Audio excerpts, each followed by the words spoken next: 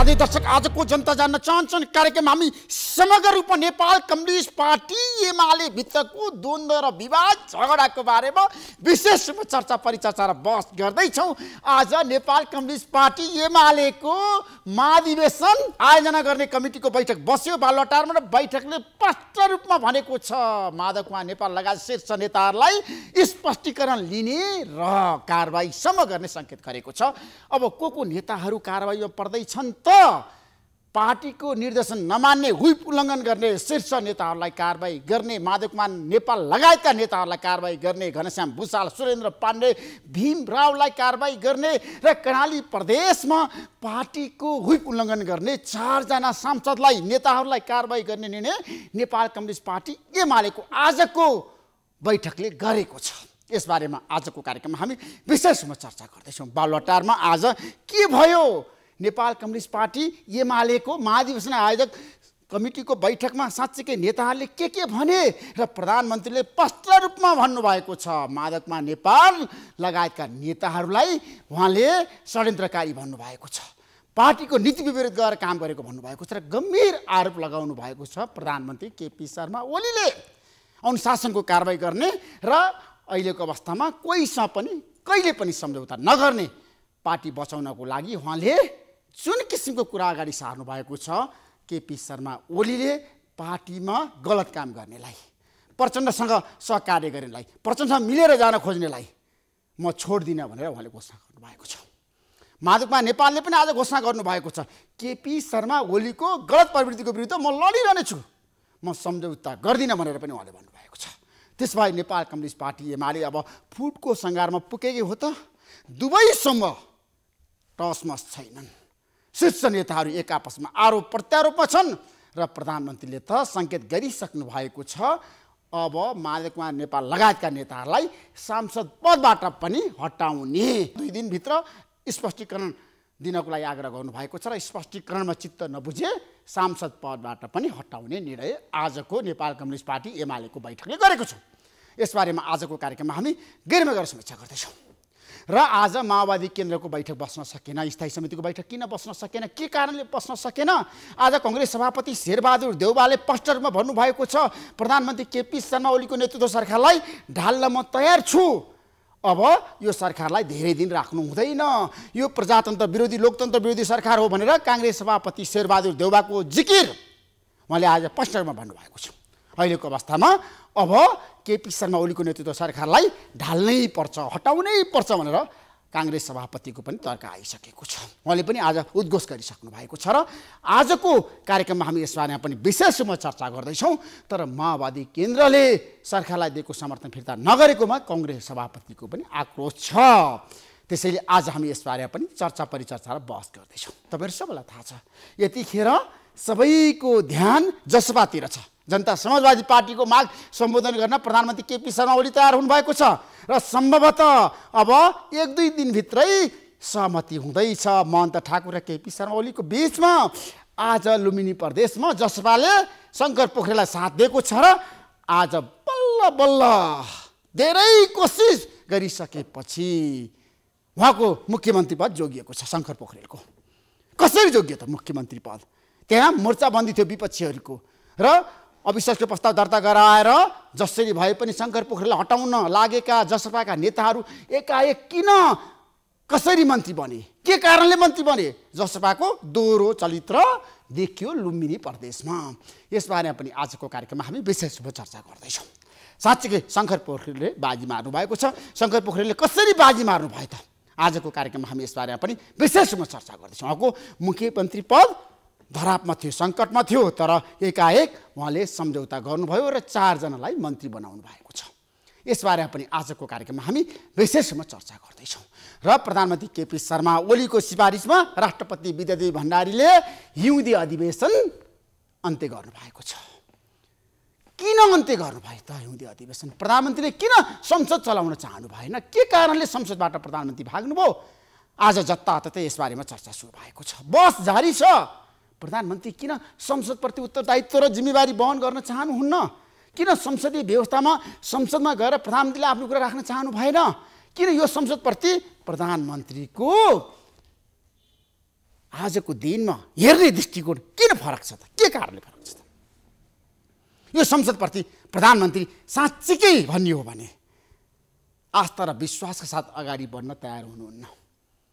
अहिलेको अवस्थामा यो संसद उहाँले विघटन गरिसक्नु भएको थियो, तर अदालतले संसद पुनर्स्थापना गरिसकेपछि सरकारले संसदलाई कामै दिएन। किन काम दिएर भन्नुहोस् त? के कारणले विधेयकहरू किन अनुमोदन भएन, किन पास भएन, किन अध्यादेशहरू अगाडि बढेन, किन एमसिसी अगाडि बढेन? के कारणले? आजको कार्यक्रममा हामी यसबारे पनि विशेष रूपमा चर्चा गर्छौँ। संसद स्थगन भइसकेपछि, संसद साँच्चीकै राष्ट्रपतिले अन्त्य गरिसकेपछि आज नेपाली कांग्रेस र माओवादी केन्द्रले आपत्ति प्रकट गरेको छ र भनेको छ यो गलत परम्परा भयो।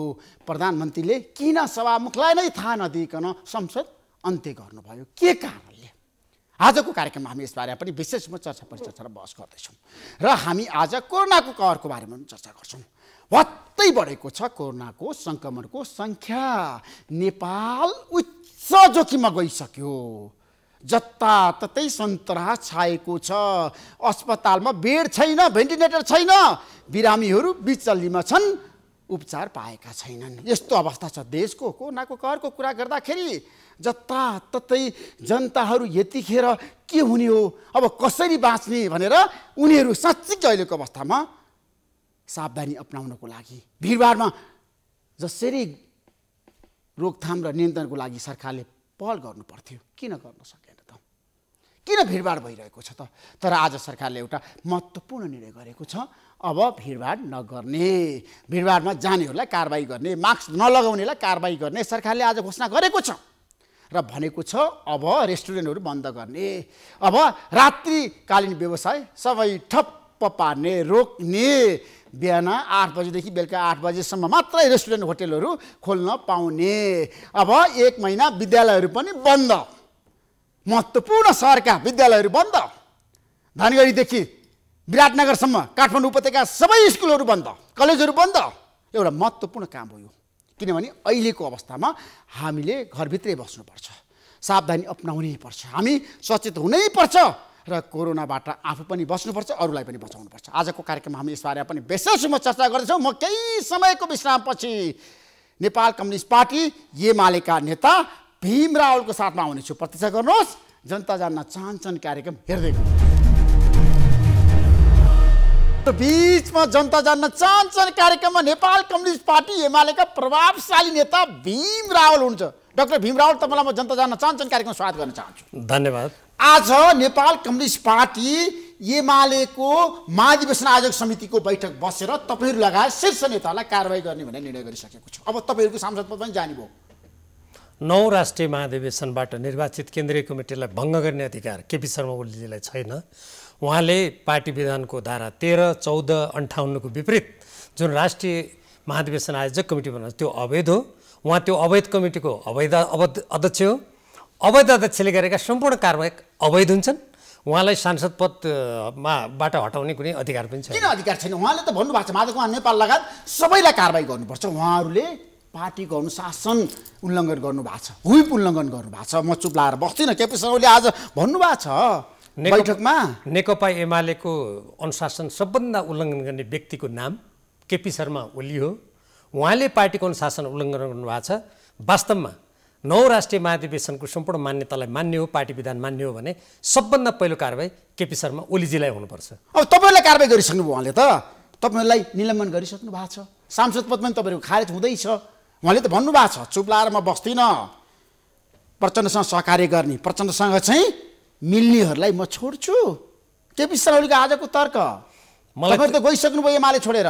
मलाई त्यो कुतर्क सुन्दा प्रचण्डजीसँग सहकार्य गरेको भन्ने कुरा केपी शर्मा ओलीजीले भन्नुभयो भनेर सुन्दा हाँसो लाग्छ। किनभने प्रचण्डजीसँग गोप्य प्रधानमन्त्री हुनुको लागि सम्झौता गर्ने व्यक्तिको नाम हो केपी शर्मा ओली।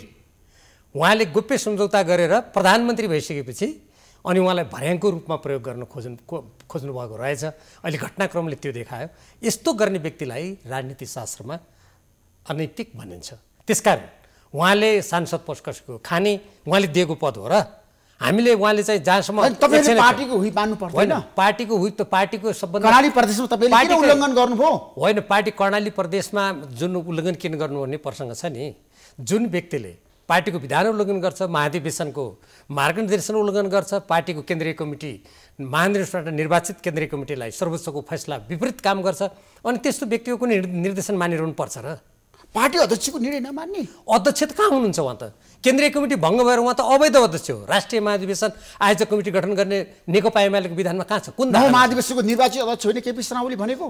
तपाईले निर्वाचित गरेको होइन? अनि म निर्वाचित होइन। तपाईहरुले नमान्ने आज उहाँलाई? म निर्वाचित होइन, उहाँको भन्दा बढी मत ल्याएर निर्वाचित उपाध्यक्ष हुँ। तर तपाईलाई त उहाँले कारबाही गर्नु भएको छ। उहाँलाई हामी कारबाही गर्छौँ। सक्नुहुन्छ तपाईले केपी शर्मालाई पार्टीबाट हटाउन? उहाँले मलाई हटाउन सक्नुहुन्छ? उहाँले त हटाइसक्नुभयो तपाईहरुले। सबै जिल्लामा पार्टी निर्माण गरिसक्यौँ हामीले। आज तपाईहरुको अवस्था कन्तबिजोग छ देशभरि। के कन्तबिजोग? तपाईहरु अत्यन्त कमजोर हुनुहुन्छ। जो व्यक्ति पार्टीको महाधिवेशनको निर्णय मान्दैन, जसले विधान मान्दैन, जसले नेपालको संविधान मान्दैन, जसले नेपालको राष्ट्रिय स्वाधीनता स्वतन्त्रतामाथि प्रहार गर्छ, ती व्यक्तिहरूको इतिहासमा कन्तबिजोग हुन्छ, हाम्रो होइन। तपाईहरु त अल्पत्र पर्नु भएको छ नि नेपाल कम्युनिस्ट पार्टी एमाले भित्र। त्यो यस्तो होला, सबैभन्दा जो व्यक्ति पदलोलु भएर सामन्त गोयलहरूलाई विदेशी गुप्तचरसँग राति 3-3 घण्टा वार्ता गर्छन्, जसले नेपालको स्वाधीनताको विरुद्धमा एमसीसी सम्झौतामा भएका कतिपय कुराहरूलाई ढाकछोप गरेर अनि नेपालको स्वाधीनता स्वतन्त्रता खण्डमाथि प्रहार गर्न खोज्छन्, ती व्यक्तिहरूले सोच्ने कुरा हो त्यस्तो। हामी राष्ट्रप्रति जनताप्रति कटिबद्ध प्रतिबद्ध व्यक्तिहरू त्यो कुनै व्यक्तिका धाक धम्कीबाट हाम्रो कुनै राजनीतिक यात्रा अवरुद्ध पनि हुँदैन। र अर्को कुरा, हामी नेकपा एमालेको विधान मान्ने, विधानका प्रावधानहरूलाई सम्मान गर्ने र त्यो अनुसारको अनुशासन मान्ने हो। यो हुकुमी तन्त्र होइन, यो लोकतन्त्र हो। यहाँ कानुनी शासन हुन्छ, कानुनी शासन तर पार्टी विधान बमोजिम काम पार्टीमा त मान्नु पर्ला नि तपाईहरुले पनि। तपाईले मानेको हो नि त आज केपी शर्मा ओलीजीलाई 9 राष्ट्रिय महाधिवेशनबाट निर्वाचित केन्द्रीय कमिटीको अध्यक्ष मानेको हो। त्यसमा तपाईहरुको विमति त छैन? आज केपी शर्मा ओली तपाईको पार्टीको अध्यक्ष हो एमालेको। म यसलाई पुरा कुरा गर्छु। हामीले 9 राष्ट्रिय महाधिवेशन जसरी उहाँ केन्द्रीय कमिटीको अध्यक्ष हुनुभयो, म उपाध्यक्ष भएको हुँ, माधवकार नेपालजी वरिष्ठ नेता हुनुहुन्थ्यो, अरू नेताहरू पनि हुनुहुन्थ्यो। जब उहाँले पार्टीको विधान विपरीत 9 राष्ट्रिय महाधिवेशनको मार्गदर्शन विपरीत हाम्रो पार्टी विधानमा हुँदै नभएको, अर्थात् पार्टी विधानको धारा 13 को 1 मा जुन 5 वर्षमा महाधिवेशन हुनेछ र केन्द्रीय कमिटीले नै महाधिवेशनको आयोजना गर्नेछ भन्ने जुन कुरा लेखिएको छ, त्यसको विरुद्धमा गएर पार्टीको विधान संशोधन गर्न नपाउने उहाँले धारा 58 बमोजिम उल्लङ्घन गर्नुभएको छ, त्यस अनुसार काम गर्नुभएको छैन। त्यसकारण उहाँले गरेको सम्पूर्ण क्रियाकलाप अवैध हो। त्यो पार्टीको विधान विपरीत छ। त्यो पार्टीको विधान विपरीत जुन व्यक्तिले काम गर्छ त्यो केन्द्रीय कमिटी नै छैन भने त्यो उहाँको निर्णय मान्ने भन्ने त प्रश्न आज पनि प्रधानमन्त्रीले भन्नुभएको छ बालुवाटारमा बैठकलाई जसरी अहिले सम्बोधन गर्नु भएर भन्नुभयो, माधव नेपाल, झलनाथ खनाल, भीम रावल, घनश्याम भूषाल, सुरेन्द्र पाण्डेहरू भनेको नेपाल कम्युनिस्ट पार्टी एमालेलाई तसनस पार्ने नेताहरू, छिन्न भिन्न पार्ने नेताहरू। घटनाक्रमले के भन्छ हेरौँ। र उहाँहरू अराजक समूहको नेतृत्व गरिरहनु भएको छ। घटनाक्रमले के हुन्छ? त्यसैले म चुप बस्दिन। यो देशको पार्टीबाट बाहिरिनु पर्छ। यो देशको सबैभन्दा नेपालको संविधान नमान्ने 2017 साल वैशाख 8 गते दल विभाजन सम्बन्धी कानुन ल्याएर पार्टी विभाजन गर्न खोज्ने, अर्को पार्टीको सांसदलाई अपहरण शैलीमा तराईबाट काठमाडौँ ल्याउन पूर्व परिमार्गको समेत दुरुपयोग गर्ने र संवैधानिक परिषद सम्बन्धी कानुनलाई अध्यादेशबाट संशोधन गरेर नेपालको संविधानमाथि प्रहार गर्ने, भदौ 26 गते थाई कमिटीले गरेको निर्णयलाई नमानेर उहाँलाई प्रधानमन्त्री 5 वर्ष हुनुहोस्, तपाईको अतिरिक्त जुन सत्ताको एकदम मोह छ पुरा गर्नुहोस्, महाधिवेशनसम्म अध्यक्ष तपाईँ हुनुहोस् भन्दाखेरि त्यसको पनि उल्लङ्घन गर्ने काम जसले गरेको छ। 1 नम्बरको अराजक, अनुशासनहीन, पार्टीको विधान बमोजिम, नेपालको संविधान र कानुन बमोजिम, यो देशमा उच्च तहमा बसेको कोही व्यक्ति हो भने केपी शर्मा ओलीजी हो, हामी होइनौँ। हामीले अहिले पनि सर्वोच्च अदालतको फैसलापछि के भनेका छौँ? ठिक छ, सर्वोच्च अदालतको फैसला मानौँ, पार्टीको केन्द्रदेखि तल तहका कमिटीहरूलाई हामी फेरि जसरी पुनर्जीवित अदालतले गरौँ न पुनर्जीवित गरौँ। यदि तपाईँको केन्द्रीय कमिटीमा बहुमत हुन्छ भने तपाईँ निर्णय गर्नु होला नि त। उहाँलाई प्रधानमन्त्रीसँग त निर्णय गरेर देखाइसक्नु भयो बहुमत। निर्णय गरेर केन्द्रीय समिति बैठकमा पनि बहुमत छ। केन्द्रीय महाधिवेशन मूल समितिमा त बहुमत छ प्रधानमन्त्रीको। पार्टीको विधानको धारा बमोजिम उहाँले आयोजक कमिटी गठन गर्नुभएको हो र नेपाल कम्युनिस्ट पार्टी एमालेको सबै तपाईँको यो कार्यक्रम मार्फत म सम्पूर्ण नेकपा एमालेका नेता कार्यकर्ता र जनतालाई जानकारी गराउन चाहन्छु। त्यो विधान बमोजिम आयोजक कमिटी गठन गर्ने अधिकार केपी शर्मा ओलीजी छैन। मैले अस्ति नै तपाईँको यो कार्यक्रममा मूल आयोजक समिति गठन गर्ने अधिकार छैन। मैले तपाईँलाई अस्ति नै यो कार्यक्रममा पार्टी विधानको धारा 13 को सुरुमै पढेर सुनाएको थिएँ नि।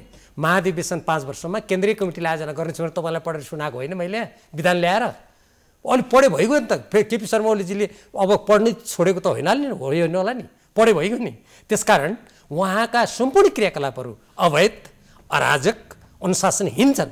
जो व्यक्ति आफै अवैध, नेपालको संविधान नमान्ने, प्रतिनिधि सभा विघटन गरिदिने 5 वर्षलाई निर्वाचित गरेको, दल विभाजन सम्बन्धी कानुन ल्याएर पार्टी विभाजन गर्नु खोज्ने, नेकपा एमाले उदाउँदो सूर्य चिन्ह सहित निर्वाचन आयोगमा दर्ता गर्ने, पार्टीका कुनै बैठकको निर्णय नमान्ने, त्यस्तो व्यक्तिले तिमीले निर्णय किन मानेनौ, तिमीलाई कारबाही गर्छौ, तिमी अराजक हौ भन्नु यो हास्यास्पद कुरा हो। तर आज सर्वस्वीकार्य नेता हुनुभयो नि त केपी शर्मा ओली, किन भन्नुहुन्छ तपाईँको पार्टीभित्र? यो सर्वस्वीकार्य भन्नुभयो, तपाईँ जनमत लिऊ, सर्वस्वीकार्य होइन, सर्व अस्वीकार्य नेता हो र उहाँको गुट बाहेक उहाँलाई कसैले स्वीकार गर्दैन। तपाईँ राजनीतिक दलहरू बनिरहनु भएको छ नि त प्रत्येक दिन। हेर्नुहोस् के हुन्छ भने तपाईँहरू आज सडकमा हुनुहुन्छ, केपी शर्मा ओली सत्तामा हुनुहुन्छ। सडकमा होइन, हामी जनताको बिचमा छौँ। उहाँ बालुवाटारमा बसेर खाली सत्ताको लागि षड्यन्त्र गर्ने, नेपालको नागरिकता सम्बन्धी ऐन प्रतिनिधि सभाबाट पारित गर्न नदिने, तर नेपालको भूमि विदेशीले कब्जा गर्ने, नेपालको कानुनमाथि विदेशीको कानुन लागू हुने, नेपालको संविधान मिचिने र नेपालको प्रसारण लाइनको नाममा त्यो विदेशीले असीमित रूपमा त्यसमा कब्जा गर्ने, नेपालको बौद्धिक सम्पत्तिमा त्यो अधिकार नहुने र सबैभन्दा खतरनाक कुरा म तपाईँलाई भन्छु, 1950 को भारतसँग भएको असमान सन्धि लगायतका सन्धि सम्झौताहरू यदि यो एमसिसी सम्झौता गर्यो भने के हुन्छ थाहा छ? के हुन्छ भन्दाखेरि ती सम्झौताहरू पनि यसलाई नजिर बनाएर अनि ती सम्पूर्ण सम्झौताहरू हाम्रो नेपालको कानुनभन्दा माथि हुन्छन् र हामी पृथ्वीनारायण शाहदेखि अहिलेसम्म लडाइँमा भूमि गुमाउनु पर्यो भने कसैको अध्ययनमा गरेको नेपाल हामी पराधीन हुन्छौँ, हामी उपनिवेशकरणको बाटोमा जान्छौँ। अब यस्तो काम क्रियाकलाप गर्ने व्यक्तिले अरूलाई चाहिँ मैले बोलेको कुरा ठिक हो, तिमीहरूलाई कारबाही गर्छु भन्ने कुरा गर्दाखेरि नि यो सत्ताको दम्भले केही समय जे भने पनि भयो। तर हामी याद गरौँ, नेपालको इतिहासमा कुनै पनि निरङ्कुश स्वेच्छाचारी व्यक्ति इतिहासको गर्तमा पुरिएको छ। कुनै पनि व्यक्तिको जुन राजनीतिक दम्भ छ त्यो चकनाचुर भएको छ। केपी ओली त्यसको अपवाद हुनुहुन्छ भन्ने कुरा सपना नदेखे पनि। त्यसमा केपी शर्मा ओलीको निर्देशन तपाईँहरू मान्नुहुन्न आजको दिनमा? केपी शर्मा ओलीजी स्वयं 9 राष्ट्रिय महाधिवेशनबाट निर्वाचित केन्द्रीय कमिटी भङ्ग गरेर आयोजक कमिटीमा परिणत गरे भन्नुभयो हुनाले उहाँ अवैध अध्यक्ष हो। अवैध अध्यक्षले गरेको निर्णय प्रत्येक अवैध हुन्छ। तपाईँलाई स्पष्टीकरणको पत्र काट्नु भएको छ उहाँले, फेरि 2 दिनभित्र तपाईँले स्पष्टीकरण दिएन भने कारबाही गर्छु भन्नुभएको छ। हामीले पनि उहाँलाई स्पष्टीकरण सोधेका छौँ र नेपाली जनता र नेपाल कम्युनिस्ट पार्टीका नेता र कार्यकर्ताको तर्फबाट उहाँले जवाब दिनुपर्छ।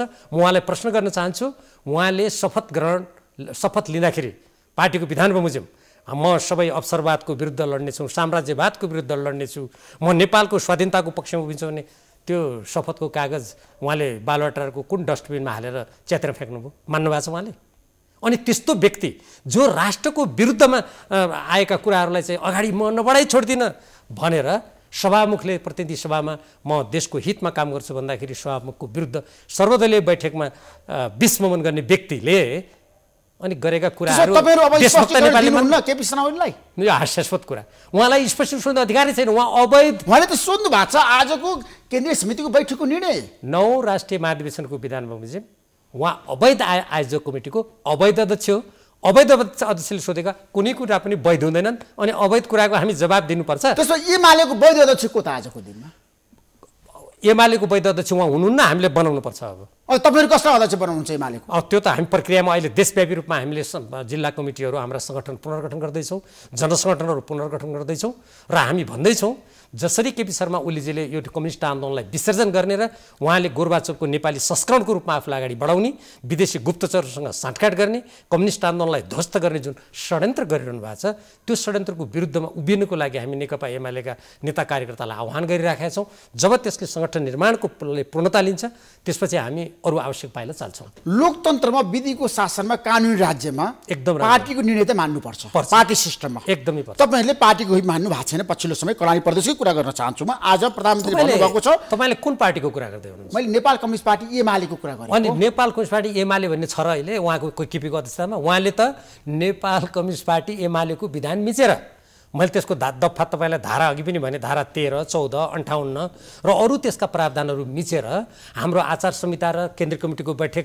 आयोजना गर्ने निर्देशिका जो नियमावलीमा उल्लेख गरिएको छ, केन्द्रीय कमिटीले पारित गरेको हो, ती सम्पूर्ण उल्लङ्घन गरेर त उहाँले त आयोजक कमिटी गठन गर्नुभयो। नेकपा एमाले निर्माणमा सिन्को नभाँचेका, त्यसको सदस्यता नभएका व्यक्तिलाई केन्द्रीय कमिटीमा राखेर आयोजक कमिटी बनाएर उहाँले त विधानको ठाडो उल्लङ्घन गरेर स्वयं आफूलाई अवैध अध्यक्षमा परिणत गरिसकेपछि अवैध अध्यक्षले गरेको निर्णय वैध भएर हामीले मान्नुपर्छ र आज प्रधानमन्त्री तपाईँहरूमाथि आक्रोशित हुँदै भन्नुभएको छ पार्टी सिस्टमको कुरा गर्दाखेरि लोकतन्त्रको कुरा गर्दाखेरि व्हिप उल्लङ्घन गर्नेहरूलाई अक्षम्य किसिमको कारबाही हुन्छ एकदम ठुलो कारबाही हुन्छ त्यो अपराधी काम हो अपराधी काम त्यो हो जसले महाधिवेशनबाट निर्मित विधानलाई उल्लङ्घन गर्छ पार्टीलाई फुटाउनको लागि निर्वाचन आयोग गरेर छुट्टी पार्टी दर्ता गर्छ जसले पार्टीको सदस्य नभएकालाई केन्द्रीय नेता बनाएर पार्टीका लागि लामो समय काम गरेका पार्टी निर्माण गरेका मान्छेलाई पार्टीबाट निकालिदिए भनेर हुकुमी शैलीमा अलायन गर्छ त्यस्ता व्यक्तिहरू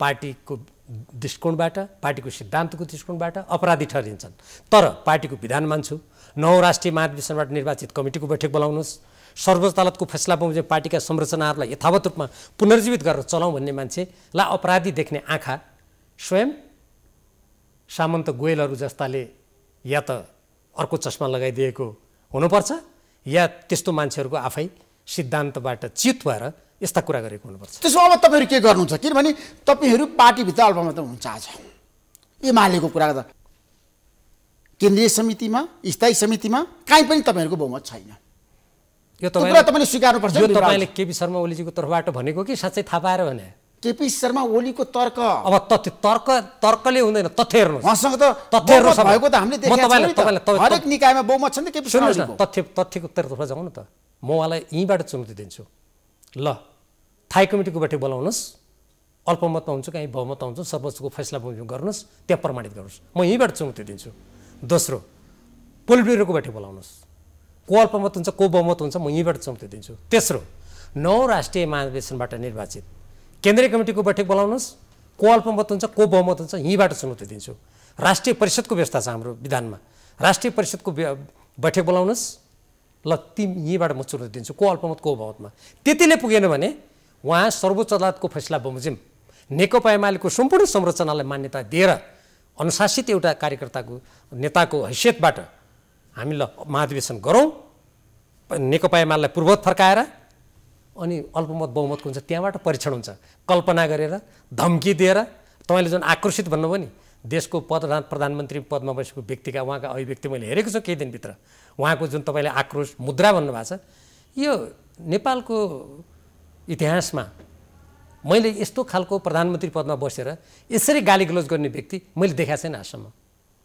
त्यसकारण त्यसैले को बहुमत को अल्पमत भन्ने कुरा त कमिटीका बैठक बसेपछि संसदीय दलमा आज केपी शर्मा ओली बहुमत हुनुहुन्छ तपाईहरु अल्पमत हुनुहुन्छ संसदीय दलभन्दा पहिले पार्टीमा जानुस् न अनि पार्टीको पहिले बैठक गरौँ त्यसपछि थाहा हुन्छ संसदीय दलमा पार्टीको बैठक नगर्ने सर्वोच्च अदालतको निर्णय मान्ने कि नमान्ने तपाईँलाई कानुनी शासन भन्नुभयो सर्वोच्च अदालतले के भनेको छ अब नेकपा एमाले र नेकपा माओवादी केन्द्र दुईटै पार्टी पूर्ववत अवस्थामा गए पूर्ववत भने के पहिले त्यसको केन्द्रीय कमिटीको बैठक बोलाउनु परेन अनि फागुन 28 गते केपी शर्मा ओलीजीले आफ्ना गुटका मान्छेहरूलाई त्यो पनि केन्द्रीय कमिटीको बैठकमा आऊ भनेर होइन तपाईहरुलाई बालवाटारमा आमन्त्रण गरिएको छ मानौ कि कुनै भोज खान बोलाएर त्यो लोभमा पारे जस्तो अनि त्यस्तो गुटको बैठक बोलाएर हामी कसैलाई थाहा छैन जस्तो वामदेव गौतमजी हाम्रो उपाध्यक्ष उहाँ त पार्टी दुईटै मिलाउँ भन्ने पक्षमा हुनुहुन्छ नि उहाँलाई समेत खबर गरेको छैन सुन्नु बोला उहाँको अस्ति अन्तर्वार्ता तपाईँसँगै दिनुभएको थियो अनि उहाँको गुटका मान्छेलाई बोलाएर यो पार्टीका सदस्य नभएकालाई त्यहाँ थुपारेर जो चाहिँ मन्त्री पदलाई पार्टी फुटाउनको लागि अवसरवादको नमुना बनेर त्यसलाई असरको रूपमा प्रयोग गरिरहेछन् अनि त्यस्तो व्यक्तिले म पार्टीको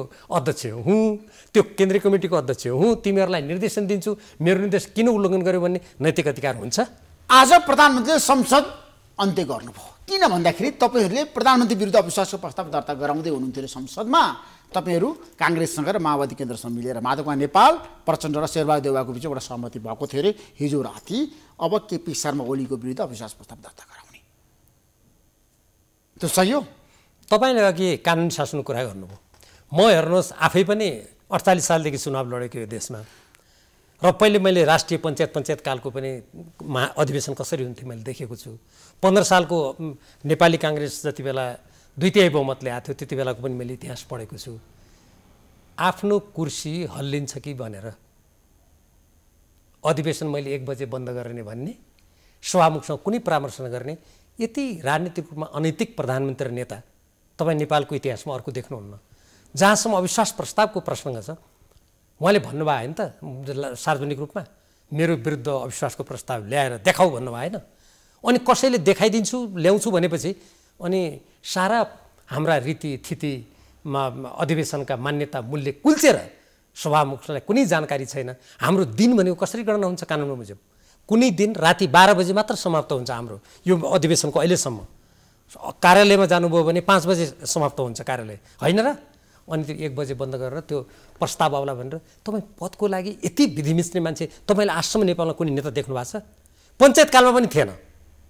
त्यसकारण यति अनैतिक, यति विधि मिच्ने व्यक्तिले दिएका हुइप आदेश ती वैध भएर मानिरहनुपर्छ? हेर्नुहोस्, कुनै यदि तपाईँलाई हुइप लगाएर विश्वासको मत प्रधानमन्त्रीले माग्नु हो भने तपाईँहरू के गर्नुहुन्छ त्यतिखेर? उहाँलाई दिनुहुन्छ दिनुहुन्न? यो काल्पनिक कुरा हो। अहिले ठ्याक्कै भन्नुहोस्। सुन्नुहोस्, भीमरावजी, यसमा के हुन्छ? अविश्वास र विश्वासको कुरा जहाँसम्म छ, त्यो विश्वास र अविश्वासको कुरामा त प्रतिपक्षी दलहरू होलान्। त्यहाँ नेपाली काङ्ग्रेसका नेता सभापति शेरबहादुर देउवाजीले आज मात्रै दिनुभएको अभिव्यक्ति मैले सुने। अब प्रधानमन्त्रीलाई राख्नु उचित हुँदैन, यो लोकतन्त्रमाथि आघात हुने उहाँले नै भनिरहनु भएको छ। पहिले केपी शर्मा ओलीजी आफै भन्नुहुन्थ्यो, विपक्षी समेत मेरो पक्षमा छ भनेर भन्नु दाबी गरेको मैले उहाँकै मुखारबिन्दबाट सुनेको थिएँ। अहिले त प्रमुख विपक्षीले त्यस्तो भनेको छ। अरू विपक्षी दलका नेताहरूले पनि यो व्यथिति भयो, उहाँले प्रतिगमन गर्नुभयो भनेर उहाँहरूले विगतमा आन्दोलन नै गर्नुभयो। अनि यस्तो स्थितिमा अविश्वासको प्रस्ताव ल्याउने, त्यसलाई अगाडि बढाउने काम त विपक्षी दलले गर्ला। हामी त कता हुनुहुन्छ के? तपाईँहरूको त्यतिखेर बटम लाइन के हुन्छ? हामी केपी शर्माले साथ दिनुहुन्छ कि तपाईँहरू शेरबहादुर देउवाको पक्षमा मतदान गर्नु? हामी नेपालको संविधान, नेपालको लोकतन्त्र, नेपालको स्वाधीनता, स्वाभिमान, अखण्डता र नेपाली जनताले यति लामो समयसम्म रगत र पसिना बगाएर जुन उपलब्धि हासिल गरेका छन् त्यसको रक्षा गर्नको लागि तत्काल जे पाइला चाल्न उपयुक्त हुन्छ हामी त्यो पाइला चाल्छौँ। अहिले तपाईँले भनेको कुरा त्यो कुनै प्रस्ताव नआइसकेको हुनाले मैले त्यसबारेमा बोल्नु भनेको त्यो काल्पनिक कुरा। यदि प्रस्ताव आयो, अविश्वासको प्रस्ताव दर्ता भयो भने केपी शर्मा ओलीलाई तपाईँहरू बचाउन लाग्नुहुन्छ कि यो सरकार ढाल्न लाग्नुहुन्छ? मेरो प्रश्न त्यहाँनिर हो। अब तपाईँको जस्तै भन्नुहोस् न डाक्टर भीमराव। अब सुन्नुहोस् न, यदि तपाईँको जस्तै एउटा काल्पनिक प्रश्न गर्ने हो भने म पनि एउटा प्रश्न गर्छु। यदि केपी शर्मा ओलीजीले मैले प्रतिनिधि सभा विघटन गरेर असंवैधानिक काम गरेँ, अब सबै राजनीतिक दलहरूले मलाई अविश्वास प्रस्ताव ल्याउने भए, मलाई हटाउने भए भनेर उहाँले राजीनामा दियो भने तपाईँ के गर्नुहुन्छ? मलाई विश्वास छैन प्रधानमन्त्री केपी शर्मा ओलीको राजीनामा आउँदैन। ल अब तपाईँलाई विश्वास छैन भने ठिकै छ, र त्यसो भए विपक्षी दल लगायतका राजनीतिक दलले आवश्यक निर्णय गर्लान्, पाइला चाल्लान्। हामी त नेकपा एमाले छौँ अहिले। तपाईँहरू एमाले हो र तपाईँलाई त कारबाही गरिसकेको छ, निष्कासन गरिसकेको छ नि त, निलम्बन गरिसकेको छ नि त। केपी शर्मा ओलीजीले 9 राष्ट्रिय महाधिवेशनबाट निर्वाचित केन्द्रीय कमिटी भङ्ग गरेर आफूलाई अवैध उहाँले घोषणा गर्नुभएको छ। हामी 9 राष्ट्रिय महाधिवेशनबाट निर्वाचित वैध, त्यसको विधान मान्ने, त्यसका दफा नमिच्ने हामी त्यसका नेता र कार्यकर्ता हौँ। तर तपाईँलाई त एमालेको नेतै होइन भने भन्न थालिसके त कसैले भनेर मलाई म केपी शर्मा त कारबाही पर्नु भयो। 6 महिना त तपाईँले निलम्बन पर्नु भएको छ। कसरी एमालेको नेता हुनुहुन्छ? माधव नेपाल, सूर्यदेव पाण्डे, घनश्याम भुसाल। सो 2032 सालमा माधवकुमार नेपालजी, झलनाथ खनालजी, अमृत बोहराजी र मुकुन्द न्यौपानेजी जो अहिले 4 जना नेता अहिले पनि हुनुहुन्छ कोअर्डिनेसन केन्द्रकालका हामीसँग, अरू त कोअर्डिनेसन केन्द्रकालका नेता आन्दोलनमै हुनुहुन्न, अहिले यो हाम्रो आन्दोलनसँग हुनुहुन्न। अनि उहाँहरू तपाईँहरू त्यति बेला कम्युनिस्ट हुनुहुन्न थियो, नेता हुनुहुन्न थियो भने केपी ओलीजीले घोषणा गरिदिएपछि उहाँहरूको त्यो इतिहास मेटेर जान्छ। केपी ओलीजी त्यति जेलमा हुनुहुन्थ्यो, त्यो पार्टी निर्माणमा नै उहाँको योगदान छैन। होइन, अब देशभरि प्रदेश सरकार ढाल्न पनि तपाईँहरू लाग्नु भएको छ। केपी शर्मा ओलीका पक्षधारका मुख्यमन्त्रीलाई जसरी पनि हटाउनुपर्छ भन्ने तपाईँहरूको रणनीति छ।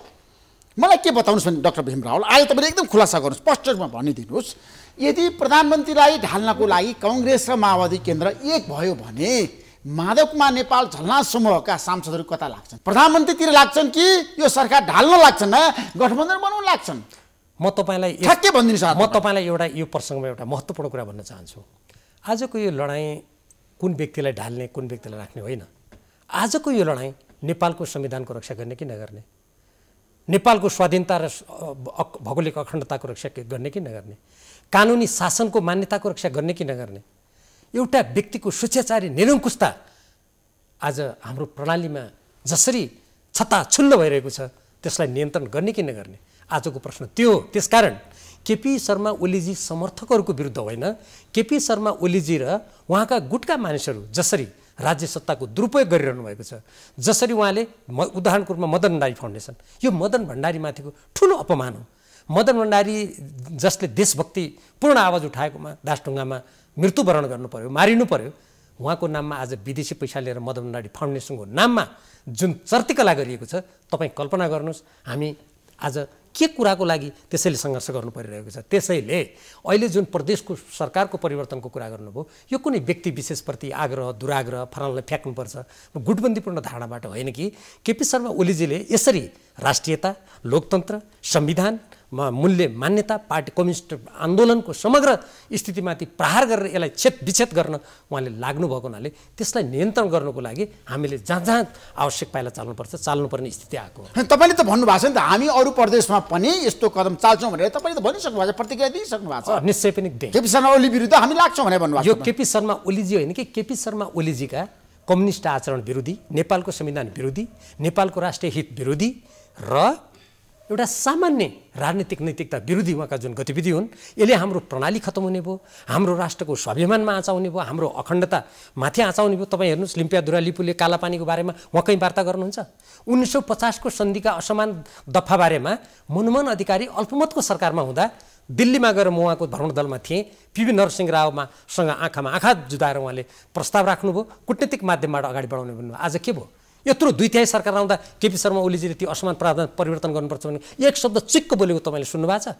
नेपालको संविधानमा समाजवाद उन्मुख प्रणालीको हामीले कुरा गरेका छौँ तर त्यो समाजवाद उन्मुख प्रणालीको बारेमा केपी ओलीले एक शब्द बोलेको सुन्नुभएको छ कतै? उल्टो नव उदारवादी कुरा ल्याएर नेपालका दुग्ध उत्पादन मासु उत्पादन कुखुरा उत्पादक जो आत्मनिर्भरतातिर गएका थिए नेपाली काङ्ग्रेसले 48 सालमा कथित उदारवाद नीति अन्तर्गत पनि संशोधन नगरेको कानुन संशोधन गरेर कृषि क्षेत्रमा पनि बाह्य नियन्त्रण कथित सेन्टर फर एक्सलेन्सको नाममा इजरायल मार्फत नेपालमा छिराएर नेपालको कृषि क्षेत्रलाई पनि बाह्य नियन्त्रणमा पठाउन खोज्दै हुनुहुन्छ हो। त्यसैले यी कुराको विरुद्धको लडाइँ हो ऋषिजी हो। अनि तपाईँले केपी शर्मा ओलीलाई सुरुदेखि ढाल्न खोज्नु भएको थियो सरकारबाट हटाउन खोज्नु भएको थियो तपाईँले सक्नु भएन ढाल्न खोजे आएन उहाँले अहिले पनि तपाईँले सक्नु भएको छ। म तपाईँलाई आजको दिनमा पनि बहुमत छ। सुन्नुहोस् भीमराव हेर्नुहोस् राजनीतिक आन्दोलनको के हुन्छ भने राष्ट्रको हितमा र लोकतन्त्रको अधिकारको हुन्छ म तपाईँलाई सम्झन्छु कहिलेकाहीँ तपाईँको रिपोर्ट्स कलममा नेपालमा जति बेला हामीले माघ 19 को घटना हामीले सामना गर्नु पर्यो तपाईँले त एक्लै त्यहाँ कार्यक्रम गर्नुभयो म लगायतका नेताहरू बोल्न गएको थियो नि कति मान्छेलाई लागेको थियो होला एउटा यो पत्रकारले कार्यक्रम गरेर 3 जनाले बकबक गरेर यत्रो कदम ढल्ला भन्ने लागेको थियो होइन के भयो त? त्यो के हुन्छ भने राष्ट्रको लागि देशभक्तिपूर्ण झण्डा उठाउने देशको हितको लागि चालेका पाइलाहरू लोकतन्त्रको लागि देशको जनताको अधिकारको सम्मानको लागि चालेका पाइलाहरू हेर्नुहोस् क्षणिक रूपमा कुनै निरङ्कुश या तानाशाह शासकले कुल्चे जस्तो देखे तापनि अन्ततः त्यो निरङ्कुशता र तानाशाही व्यवस्था ढल्छ जनता विजयी हुन्छन्। तपाईँ माथि पनि त धेरै गम्भीर आरोप केपी शर्मा ओली पक्षधरका नेताहरू लगाएका छन् नि। तपाईँ अवसरवादी हो व्यक्ति स्वार्थमा लाग्ने पार्टीलाई विखण्डन गर्न लाग्ने अनुशासनहीन काम गर्ने। यसको जवाब म एउटा कुराबाट तपाईँलाई दिन्छु सुन्नुहोस् यो एमसिसीसँगको सम्झौता हो यो प्रतिनिधि सभामा प्रस्तुत गरेको सम्झौता हो यसको पछाडि अरू झन्नै 1 दर्जन सम्झौताहरू गोप्य रूपमा राखिएको छ। तपाईँलाई म यहीँबाट जसले मलाई अवसरवादी यस्ता कुरा गर्दा जसले भन्यो म उनीहरूलाई यहीँबाट प्रश्न गर्न चाहन्छु प्रतिनिधि सभामा यो नेपाल सरकार र अमेरिकी सहयोग निकाय मिलेनियम च्यालेन्ज कर्पोरेसन एमसिसी बीच भएको जुन सम्झौता अनुमोदनको लागि पेश भइरहँदा यो अनुमोदन नभइसक्दा यसलाई कार्यान्वयन गर्ने सम्झौता गर्ने केपी शर्मा ओलीका प्रिय पात्र भनिएका युवराज खतिवडा अधिकार कहाँबाट आयो? कार्यान्वयन सम्झौता 1 यो सम्झौता अनुमोदन नभई 5 तारे होटलमा यो सम्बन्धी कार्यालय खोलेर अरबौं रुपियाँ त्यहाँ खर्च गरेर अनि विदेशीहरूको यो अनुदान लियो भने नेपालमा यस्तो हुन्छ इन्जिनियरले जागिर पाउँछ राम्रो हुन्छ भनेर विज्ञापन गर्ने त्यो अनैतिक क्रियाकलाप गर्ने अधिकार कहाँबाट प्राप्त भयो? तेस्रो हेर्नुहोस् यसको अनुसूची 1 को जमा यसको प्रावधान छ एउटा त्यो प्रावधानलाई युवराज खतिवडाले संसदलाई जानकारी नगरी यो अनुमोदनको लागि प्रतिनिधि सभामा पेश भएको छ त्यो एउटा दफा संशोधन गरेर गोप्य पत्र अमेरिका पठाएर संशोधन गरेको छ। मैले त्यसैले भनेको छु निजले यो सम्झौता अनुमोदन नभई कार्यान्वयन सम्झौता गरेकोमा कार्यालय खोलेकोमा र यसको एउटा दफा गैर कानुनी किसिमले संशोधन गरेर अमेरिका पठाएकोमा निजलाई राज्यद्रोहको आरोपमा गिरफ्तार गरेर जेलमा हाल्नुपर्छ। तर आज अमेरिकाको अहिले तपाईँ ठिक ठाउँमा आउनुहुन्छ खतिवडाजी। मैले तपाईँले जेल हाल्न सक्नुहुन्छ डाक्टर भीमराव। सुन्नुहोस् तपाईँलाई म यही कुरा भने जो मलाई अवसरवादी भन्छ जसले यस्ता कुकृत्यहरू गरेका छन् अनि यो कुरा जनताको अगाडि राखिदिएपछि त्यस्ता व्यक्तिहरूको निन्द्रा खलबलिएको छ आक्रोशित भएका छन् प्रधानमन्त्री भन्नुभएको एमसीसी पार्टी हुन्छ।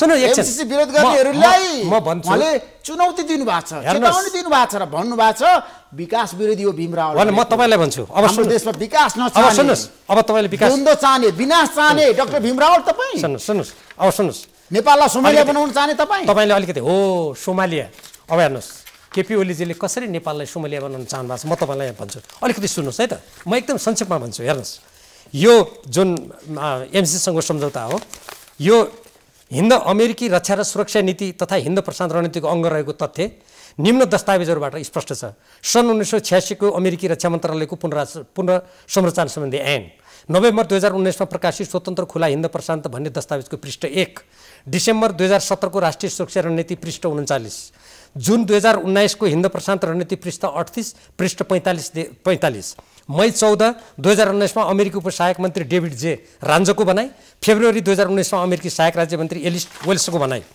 यो भयो उनीहरूले यो हिन्द प्रशान्त क्षेत्रको रणनीतिमा। अर्को तपाईँ सुन्नुहोस्, अमेरिकासँग साझेदारी सम्झौता प्रदीप गेवालीले अमेरिका गरेर ल्याउँदा यसलाई नेकपा तत्कालीन नेकपा एकछिन सुन्नुहोस्, तपाईँ सरकारमा हुनुहुन्थ्यो, केपी शर्मा ओली प्रधानमन्त्री हुँदाखेरि होइन, सुन्नुहोस् न, त्यति रक्षा मन्त्री होइन। म भन्दैछु तपाईँ कुरा सुन्नुहोस् न, गोप्य राखेको थियो त्यो बाहिर ल्याएकै थियो, त्यतिखेर तपाईँले किन बोल्नु भयो? बाहिर गोप्य राखेको थियो त्यो जानकारी ल्या, चुपचाप बस्नु।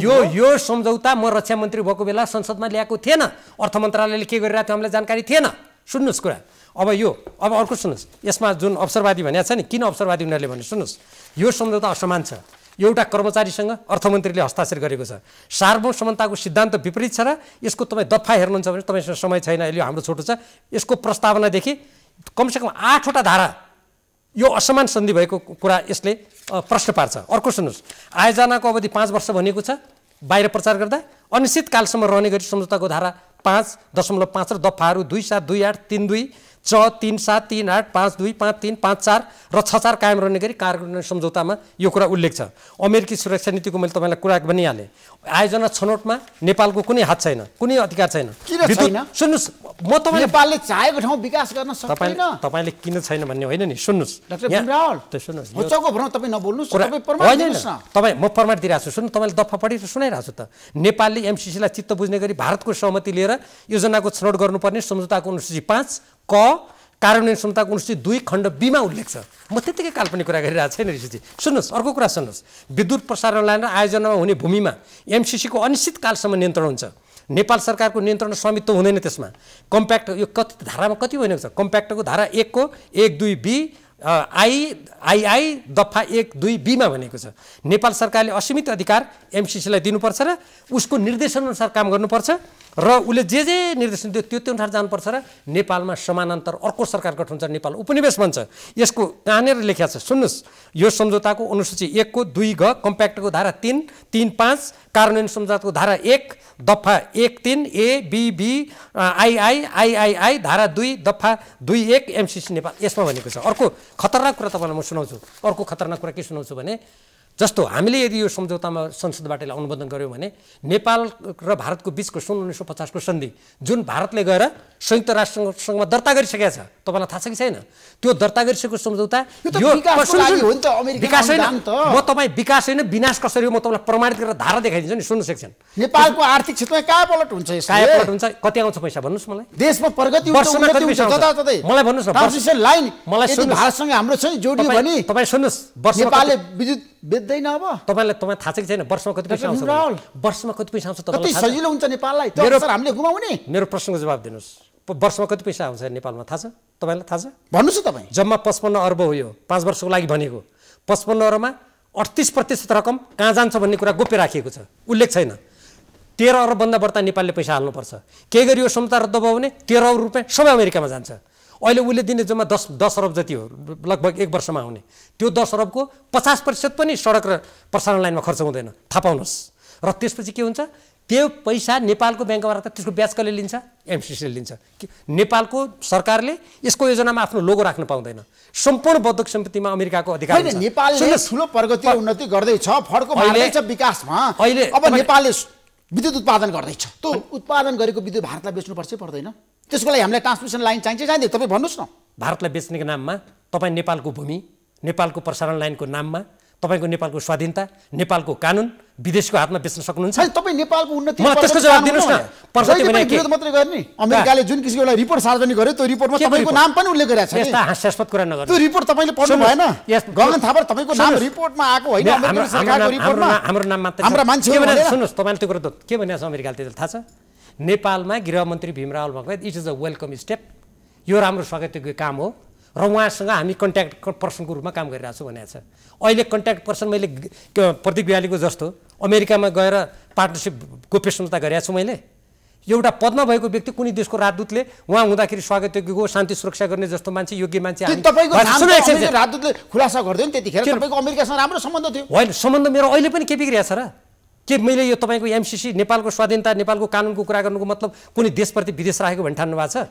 भारतले आफ्नो स्वाधीनताको लागि, आफ्नो राष्ट्रिय हितको लागि उसले काम गर्न पाउने, चीनले गर्न पाउने, अमेरिकाले गर्न पाउने, अनि भीमरावले मेरो देशको सार्वभौमता, मेरो देशको कानुन मिचिनु हुँदैन भन्दा अनि मैले चाहिँ विदेश पहिलेको आफ्नो रिपोर्टमा गुड लिस्टमा तपाईँको पनि नाम राखेको? म गुड लिस्टमा के को गुड लिस्ट भने? गुड लिस्ट भने के? कुनै पनि देशको परराष्ट्र मन्त्री हुँदाखेरि त्यो परराष्ट्र मन्त्रीलाई चाहिँ उसले शुभकामना दियो, राम्रो भयो, यो मान्छे आएर ह्यान्डल गर्छ भनेपछि गुप्तचर हुन्छ त्यो देशको? गुप्तचर त्यो हुन्छ जो सामन्त गोयललाई राति 3 घण्टा वार्ता गर्छ। हामीले गरेका छौँ। त्यसो यो रिपोर्ट छ, जसरी आयो तपाईँको नाम त कोट गरेन अमेरिकन राजदूत? मेरो नाम के कोट गर्ने भने? मेरो नाम के कोट गर्ने? मलाई चाहिँ कुनै व्यक्तिले म विदेश विभागको सचिव हुँ नेकपा एमालेको। विदेश विभागको सचिव भन्दा नेकपा एमालेसँग सम्पर्क गर्नु पर्यो भने विदेश विभागको सचिवसँग हामीले सम्पर्क गर्ने गरेका छौँ भनेर चीनले, भारतले, अमेरिकाले भन्यो भने अनि के त्यसको के हुन्छ कुटनीतिक अर्थ? कि मैले गलत गरेको छु कुनै? आजसम्म म विद्यार्थीकालदेखि आजसम्म नेपालको स्वाधीनता र स्वतन्त्रताको कुरा आउँदाखेरि कुनै देशको अगाडि अहिलेका प्रधानमन्त्रीले जस्तो लम्पसार परेर गुप्तचरसँग 3 घण्टा वार्ता गरेको छु मैले कहिलेसम्म आजसम्म? यो बेकारको फजुल कुरा हो। सुन्नुहोस्, अहिले म भन्छु यो एमसिसीसँग सम्बन्धित जुन प्रसङ्ग छ।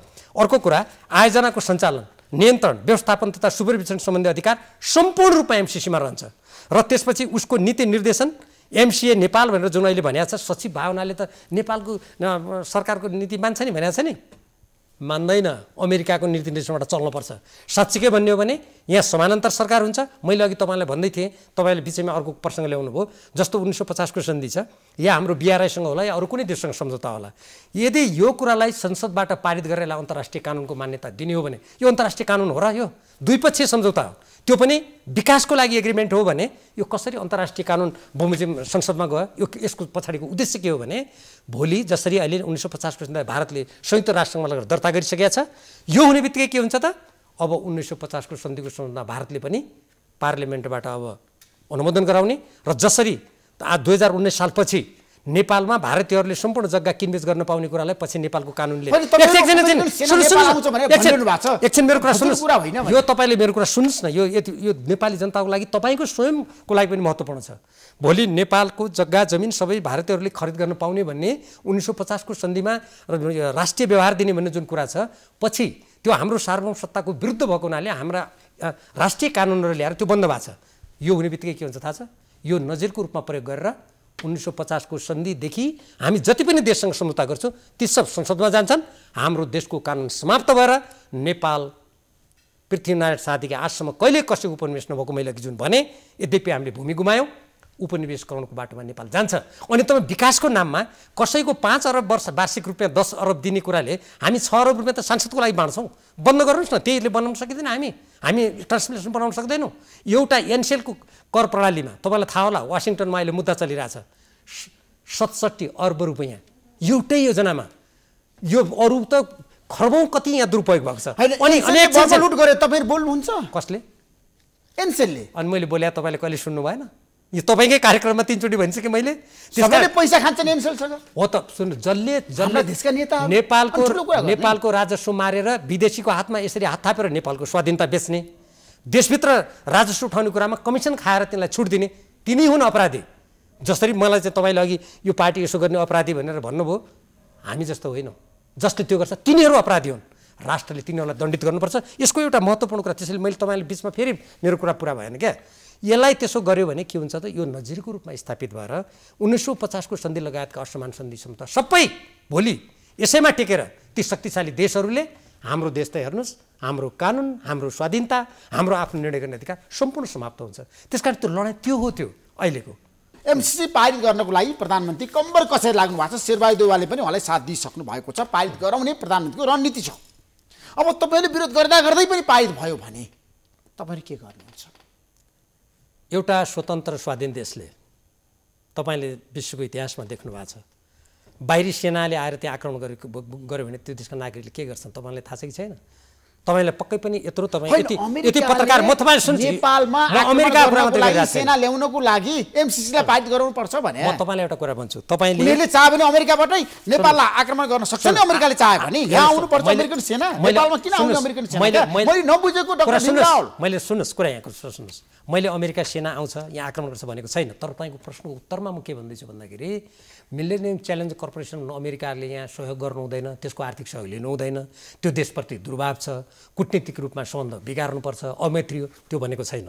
जसरी अमेरिका, भारत, चीन आफ्नो राष्ट्रिय हित र स्वाधीनताको लागि अड्छन् र आफ्नो हित विपरीतका कुराहरूलाई रोक्छन्, नेपालले पनि रोक्नुपर्छ। त्यो तपाईँ अब जुन तपाईँले राष्ट्रिय सुरक्षाको कुरा गर्नुभयो नि, तपाईँले यो सम्झौताको तपाईँ भाग 5 को है दफा 5(1) मा पढ्नुहोस्, यसको 3 मा हेर्नुहोस्। अहिले यसको यो दफा अन्तर्गत कहीँ धाराहरू छन्, तपाईँसँग अहिले समय छैन मैले सबै पढ्ने। त्यसमा अमेरिकी सुरक्षा नीति विपरीत नेपालले जान नपाउने कुरा उल्लेख छ एउटा। दोस्रो, अमेरिकाको वर्तमान कानुन र भविष्यमा बन्ने कानुन मान्नुपर्ने। कस्तो लाग्यो तपाईँलाई? भविष्यमा बन्ने कानुन पनि मान्नुपर्ने नेपालले। अनि यस्तो खालको कुरा अमेरिकाले मान्छ त आफ्नो देशमा? उसले कुनै रुससँग चीनसँग समझौता गर्नु पर्यो भने रुस र चीनले बनाएको भविष्यको कानुन समेत अमेरिकाले मान्ने छ भने समझौता गर्छ त उसले। अनि अमेरिकाले गर्दैन, भारतले गर्दैन, चीनले गर्दैन, नेपालीले किन गर्नुपर्ने? त्यसो भए तपाईँहरू यो एमसिसी पारित गर्न दिनुहुन्न संसदबाट? कुनै पनि देशभक्त नेपाली, म प्रतिनिधि सभाका मान्य सदस्यहरू जो जनताबाट निर्वाचित हुनुहुन्छ, जसले शपथ खानुभएको छ म कसैको मोला हिजा धाक धम्कीमान प्रलोभनमा नपरी यो देशको स्वाधीनताको पक्षमा उभिनु, जसले शपथ खानुभएको छ, यदि त्यो शपथ अनुसार चल्ने हो भने यसका हाम्रो राष्ट्रिय हित विपरीतका प्रावधानहरूलाई नहटाई, त्यसलाई परिवर्तन नगरी यदि यो सम्झौता गरियो भने योभन्दा ठुलो राष्ट्रघात र मातृभूमि नेपालको विरुद्धमा गरिने अर्को काम हुँदैन। त्यसैले मलाई विश्वास छ मलाई हेर्नुहोस्, त्यो म संसदका सदस्यहरूको देशभक्ति, अधिकांश बहुसङ्ख्यकको देशभक्तिमाथि विश्वास गर्छु। यदि यो उहाँहरूले साँच्चीकै पढ्नुभयो भने उहाँहरूले पारित गर्नुहुन्न। र मेरो एउटा प्रस्ताव छ। त्यसो भए के प्रस्ताव छ भने, यदि भोलि बैठकमा भए म बोल्नेवाला थिएँ त्यहाँ, यो मिलेनियम च्यालेन्ज कर्पोरेसनको भएको सम्झौता र यस सम्बन्धमा युवराज खतिवडाले गरेका गोप्य क्रियाकलापहरू, कानुन विपरीतका गोप्य सम्झौताहरूको बारेमा संसदीय छानबिन समिति बनोस्। त्यो छानबिन समितिले तथ्यहरू बाहिर ल्याओस्। अनि कसले नेपालको कानुन मिचेका छन्, कसले नेपालको राष्ट्रिय हित विरुद्ध काम गरेका छन्, कसले राज्यद्रोह लाग्न सक्ने काम गरेका छन्, छानबिन गरेर त्यस्ता व्यक्तिलाई कारबाही गरौँ। त्यसको 1 नम्बरमा को पर्छ तथ्यले देखाउँछ नि त्यति बेला। को पर्छ 1 नम्बर भन्नुहोस् न? जसले यो सम्झौता नगरी हुँदैन भन्ने छ, तिनी पर्ने कुरा त स्वतः छ नि। नाम भन्नुहोस् न तपाईँ? के नाम प्रष्टै छ त। केपी शर्मा ओलीजी पास गर्नु भन्नुहुन्छ, उहाँको अर्थमन्त्री युवराज खतिवडाले कानुन मिचेर, मैले अघि नै भनिसकेँ, संसदको विशेष अधिकार मिचेर गोप्य पत्राचार गरेर जुन सम्झौता अनुमोदन भएको छैन त्यसको कार्यान्वयन सम्झौता गोप्य रूपमा गरेर कार्यालय खोल्नु भएको छ। त्यस्ता व्यक्तिहरू देशद्रोही नभएर के हुन्छन्? Thank you so much doctor Bhimrao. धन्यवाद। महत्त्वपूर्ण समय दिनुभयो। तपाईँलाई म धेरै धेरै धन्यवाद दिन चाहन्छु।